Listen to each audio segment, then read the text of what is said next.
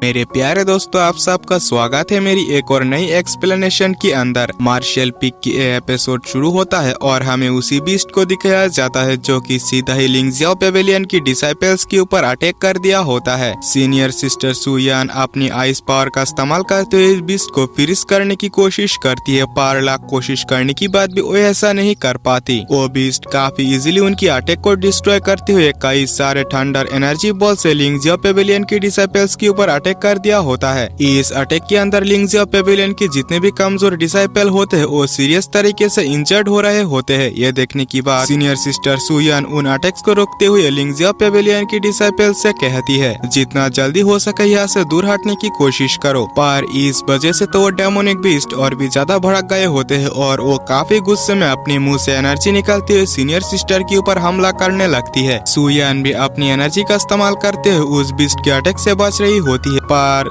Chance मिलते ही वो beast लिंगजियाओ pavilion की डिसाइपल्स के ऊपर अटैक करने के लिए आगे बढ़ने लगता है। ये देखने की बात होंगचन कहता है, अब हमारे पास इस बीस्ट से फाइट करने के अलावा और कोई रास्ता नहीं है। हमारे पास जितने भी पावरफुल एक्सपर्ट है वे सभी एक साथ इस बीस्ट के ऊपर हमला करने की कोशिश करो। और वे सभी तुरंत ही ऐसा ही करने लगता है। जहाँ पे एक साथ मिलकर वे सभी हमला कर दिया होता है। सिस्टर लैन और नियोंग जो होता है उस बीस्ट को ट्रैप करने की कोशिश करता है, पर उन लोगों की बस में ये नहीं था। डेमोनिक बीस्ट काफी इजीली उनके अटैक्स को रोकते हुए अपनी एक पावरफुल एनर्जी नेट अटैक को रिलीज कर दिया होता है। इस अटैक के अंदर जो भी डिसाइपल आ रहा था वो इंजर्ड हो रहा था। ये देखने की बाद सही टाइम पर सीनियर सिस्टर सुयान बचे हुए लिंगजियाओ पेवेलियन की डिसाइपल्स को सेव कर ली होती है। सुयान जब ये देखती है वो भी काफी ज्यादा परेशान हो चुकी होती है और वो कहती है, इस तरीके से अगर चलता रहा तो इस डेमोनिक बीस्ट से बचना तो हमारे लिए और भी ज्यादा मुश्किल हो जाएगा। यहाँ पे जितने भी लिंगजियाओ पेवेलियन की डिसाइपल होते हैं वो मारे जाएंगे। इससे तो हमारी सेक्ट काफी ज्यादा नीचे गिर जाएगा। और वो बचे हुए लिंगजियाओ पेवेलियन की डिसाइपल से कहती है, जितनी जल्दी हो सके यहाँ से बचने की कोशिश करो, तब तक मैं इस बीस्ट को संभालती हूँ। और बचे हुए लिंगजियाओ पेवेलियन की डिसाइपल वहाँ से भागने लगते हैं, पर वो डेमोनिक बीस्ट उन्हें इतना आसानी से तो जाने देना नहीं चाहता था। इस वजह से वो अपनी एक काफी पावरफुल डेडली अटैक को रिलीज करता है, जिसकी वजह से आसमान से काफी ज्यादा थंडर स्ट्राइक होने लगा था। इससे तो सुयान को भी बचने में थोड़ा सा दिक्कत हो रही थी। इसमें लिंगजियाओ पेवेलियन की डिसाइपल सीरियस तरीके से इंजर्ड हो रहे थे। ये देखने की बाद सुयान अपनी जी जान लगाते हुए पूरी ताकत लगाकर इस पावरफुल अटैक को तो जैसे तैसे डॉज कर दी होती है, पर इसके आगे वो इस बीस्ट को हराने के लिए अपनी एक पावरफुल, जिसका नाम लो मैनिफेस्टेशन टेक्निक है, उसे एक्टिवेट करने लगता है। ये टेक्निक एक्टिवेट होते ही उसके पीछे एक बड़ा स्पिरिचुअल बॉडी समान हो चुका होता है। इसी के साथ एक फॉर्मेशन का इस्तेमाल करते हुए उस बीस्ट को कैद करने की कोशिश करता है और स्पिरिचुअल बॉडी भी उस बीस्ट के ऊपर अटैक करने की कोशिश करता है, मानो कि वो डेमोनिक बीस्ट धीरे धीरे कमजोर पड़ रहा हो। पर अचानक से ही वो बीस्ट उसे पीछे करते हुए उस फॉर्मेशन के अंदर से भी बाहर आ चुका होता है। पर सुयान भी इतना आसानी से तो यहाँ पे हार मानना नहीं चाहती थी। इस वजह से वो स्पिरिचुअल बॉडी का इस्तेमाल करते हुए फिर से उस बीस्ट को फॉर्मेशन के अंदर धकेल देता है। जैसे वो बीस्ट थोड़ा सा कमजोर होता है तो तुरंत ही उस फॉर्मेशन का इस्तेमाल करते हुए उस बीस्ट को ट्रैप कर लिया होता है। इसी के साथ साथ अपनी मैनिफेस्टेशन टेक्निक का इस्तेमाल करते हुए तुरंत ही उस बीस्ट के ऊपर अटैक भी करता है, मानो कि वो बीस्ट कमजोर पड़ चुका होता है। पर अचानक से ही वो बीस्ट अपनी एनर्जी से सुयान के ऊपर अटैक करती है। ये अटैक अगर सुयान को लगता वो सीरियस तरीके से इंजर्ड भी हो सकती थी, पर सही टाइम रहते वो अपनी मैनिफेस्टेशन टेक्निक का इस्तेमाल करते हुए उस डेमोनिक बीस्ट के अटैक को डिफीट कर दिया होता है। इसमें वो काफी ज्यादा एग्जॉस्ट हो चुकी थी। पर लिंगजियाओ पेवेलियन की डिसाइपल तो इस जीत की वजह से काफी ज्यादा खुश हो चुके होते हैं, लेकिन अचानक से हम सुयान को नीचे गिरते हुए देखते हैं। ये देखने की बाद ज्यादा देरी ना करते हुए यांग काई तुरंत ही सुयान को सेफ तरीके से नीचे ले आता है। इसके बाद उसे हील करते हुए वहाँ पे होश में लाने की कोशिश करता है, पर जो बाकी डिसाइपल होते हैं वहाँ पे पहुँचते हुए सुयान के लिए काफी ज्यादा परेशान हो चुकी थी। पेंगजी की होंगचन से कहता है, देखो तुम्हारी वजह से आज लिंगजियाओ पेवेलियन की डिसाइपल्स की हालत क्या हो गए। अगर तुम इस बीस्ट की गार्डेड ट्रेजर्स को ना लेते तो शायद ये तुम्हारे ऊपर हमला करता। यहाँ पे जो कुछ भी हो रहा है तुम्हारी वजह से ये हो रहा है। तुम्हारी गलती की वजह से अब यहाँ पे सीनियर सिस्टर सुयान की यह हालत हो गई। क्या अभी भी तुम अपनी गलतियों को एक्सेप्ट करना नहीं चाहते? ये सुनने की बात होंगचन भी काफी ज्यादा गुस्सा होते हुए कहती है, तुम आखिरकार कहना क्या चाहते हो? मैंने जो गलती किया ही नहीं है, तुम उसमें मुझे फंसाने की कोशिश कर रहे हो। इन दोनों की बहस को देखते हुए हु मेयर कहती है, सबसे पहले तो हमें सीनियर सिस्टर सुयान को ठीक करने के बारे में सोचना चाहिए, ना कि तुम दोनों को इस तरीके से बहस करना चाहिए। सीनियर सिस्टर जिन भी कहती बोलती है कि दोनों ही एक नंबर की गधे हैं। इसके बाद हम सुयान को देखते हैं, उसकी एनर्जी कुछ हद तक रिकवर होने की बाद फाइनली वो होश में आ चुकी होती है। एक मुसीबत गया नहीं, दूसरा मुसीबत हाजिर। यांग काई के साथ भी ऐसा ही होता है, क्योंकि सीनियर सिस्टर सुयान की होश में आते ही वो जो बीस्ट होता है वो फिर से आजाद हो गया होता है, जो कि सीधा ही उन सभी के ऊपर हमला करती है। ये देखने की बाद वहाँ पे जितने भी डिसाइपल होते हैं वो वहाँ से भाग चुके होते हैं। पर सही टाइम रहते यांग काई फेंग जी की शॉट को लेते हुए तुरंत ही अटैक करने के लिए आगे बढ़ता है और हर एक अटैक को डॉज करते हुए उस शॉट के साथ काफी पावरफुल अटैक उस डेमोनिक बीस्ट की गर्दन पर मारता है। मानो कि इस अटैक के अंदर वो बीस्ट काफी सीरियस तरीके से इंजर्ड हो चुके होते हैं, पर ऐसा नहीं होता। इस अटैक से तो उस बीस्ट को जरा से भी फर्क नहीं पड़ा था और वो उल्टा ही होश में आते हुए फिर से अटैक करने के लिए आगे बढ़ता है। देखने की बाद यांग काई भी परेशान होते हुए सुयान को तुरंत ही पकड़ लेती है ताकि ये अटैक सुयान को हिट ना हो, और ऐसा ही होता है। जैसे ही उस बीस्ट के अटैक नजदीक आता है, इन यांग की जो गोल्डन बॉडी आर्ट था वो तुरंत ही एक्टिवेट हो गया होता है और एक शील्ड की मदद से उन दोनों को कवर कर लिया होता है। पर इस बीस्ट के अटैक से बचना इतना भी ज्यादा आसान नहीं था, वो दोनों इस पावरफुल अटैक से काफी ज्यादा दूर हो गया था। इस अटैक की बाद होश आने की बाद यांग काई कहता है गोल्डन बॉडी आर्ट ना होता तो शायद ही मैं इस अटैक को डिफीट कर पाता।